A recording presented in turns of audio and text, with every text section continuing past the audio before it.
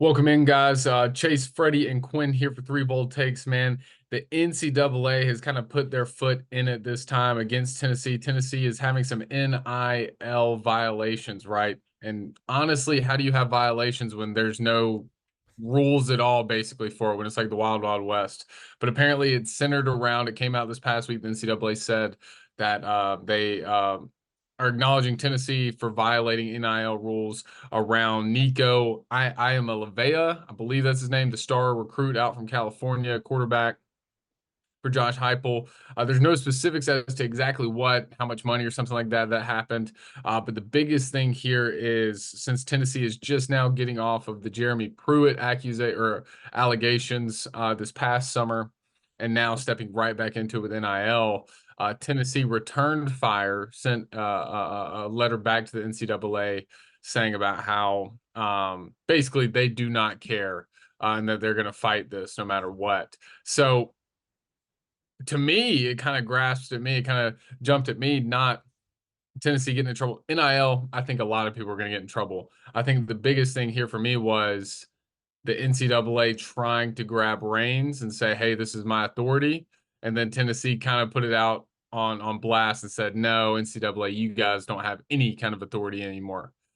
I got to hear your thoughts on that. Does the NCAA, definitely in the realm of NIL and transfer portal, do they have any validation to hand out any kind of allegations or sanctions or anything anymore? Fred? No, I mean, how you said it best. How can you hand out sanctions for rules you don't even have? And the thing about it is the NCAA knew what that well, maybe they didn't. I hope to God that the quote unquote smart people there knew what they were doing when they decided that NIL was a good thing, right? However, I don't think they did because they did not anticipate it becoming what it is today. And that's concerning. Considering that this is the governing body of college athletics for ever. And all of a sudden, they opened the floodgates, but they didn't know what they were doing at the time. It's like the players were threatening legal action, right? So they were like, okay, fine, you win, you get it. But it wasn't the time for it yet. And so they had no idea what to do with it. Kind of similar thing to the transfer portal, but I honestly don't think the NCAA has any like reason to punish them or sanction them because what rule did they break? And the fact that we don't even really know much about the story and the situation tells me all I need to know that the NCAA doesn't even know how to sanction this, right? I mean, how do you sanction it? I don't know. I think it's stupid. Gwen? Yeah, well, I'll start with this. Clearly, the NCAA has lost all of its authority. I mean, we're talking about the Tennessee situation now. Last offseason, we were talking about Michigan. Michigan did a very similar thing. The NCAA was coming after them. Michigan said, you know what? We'll sit Harbaugh for our three cupcake games to start the year, and then screw you. Like you can't control us. And that was basically Michigan's response to them. That is now Tennessee's response. What do they have in common?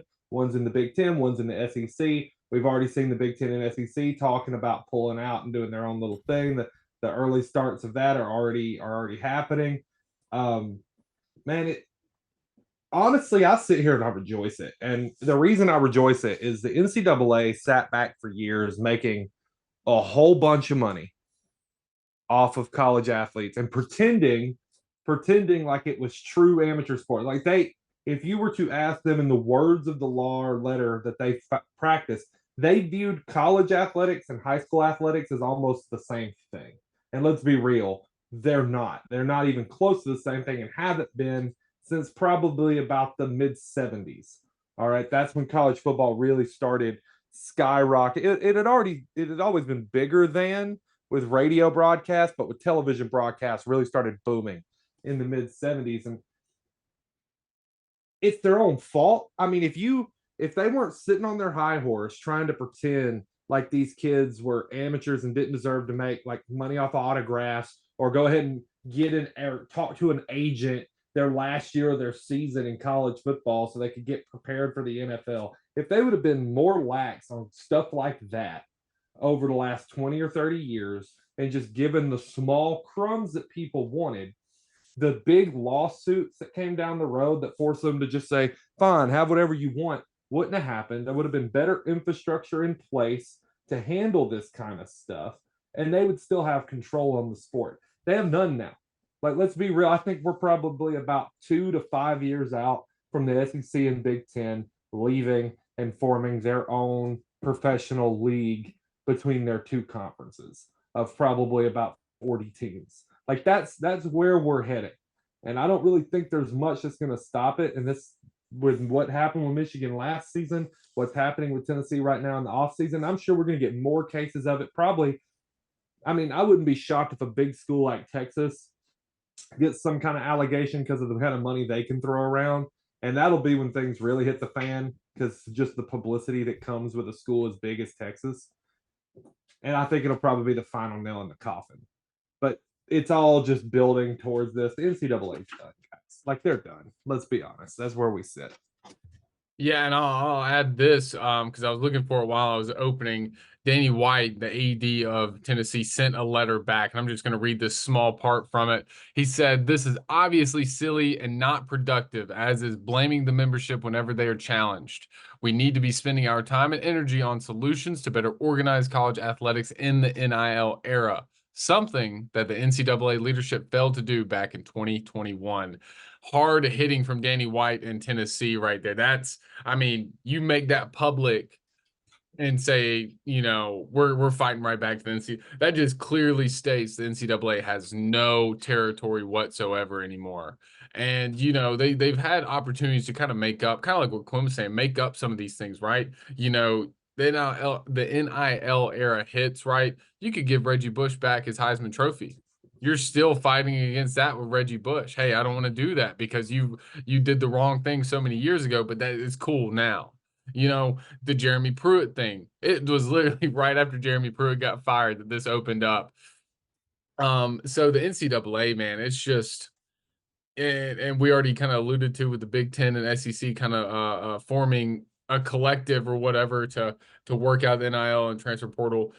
When you make it the wild, wild west and you hand everybody a pistol and say, let's shoot, and then you say, all right, guys, no guns anymore.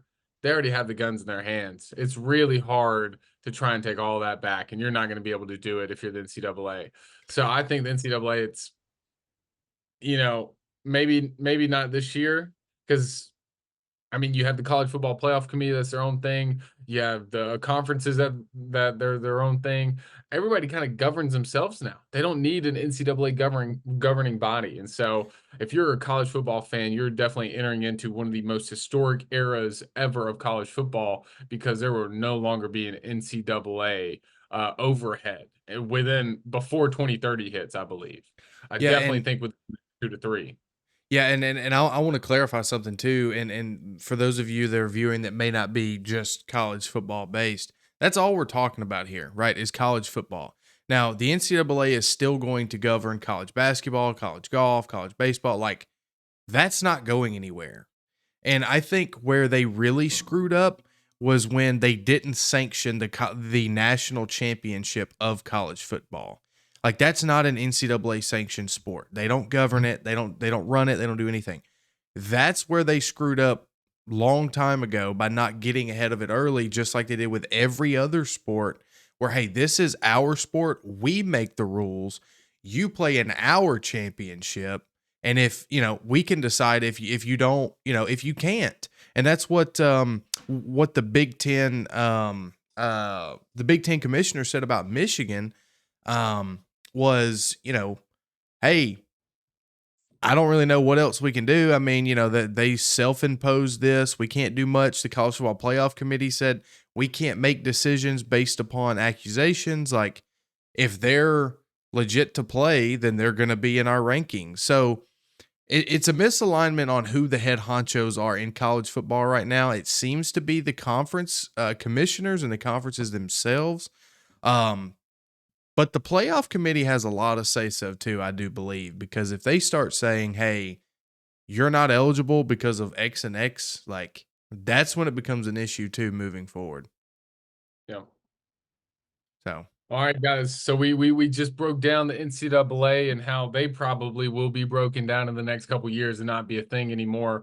Tennessee fires back, and I believe somebody else did as well. But anyway, Tennessee fires back. We'll see how these allegations go, and we'll keep you guys updated. Stay tuned for more videos as we come out with some more stuff. Thanks for watching, guys. Make sure to like, comment, and subscribe like always.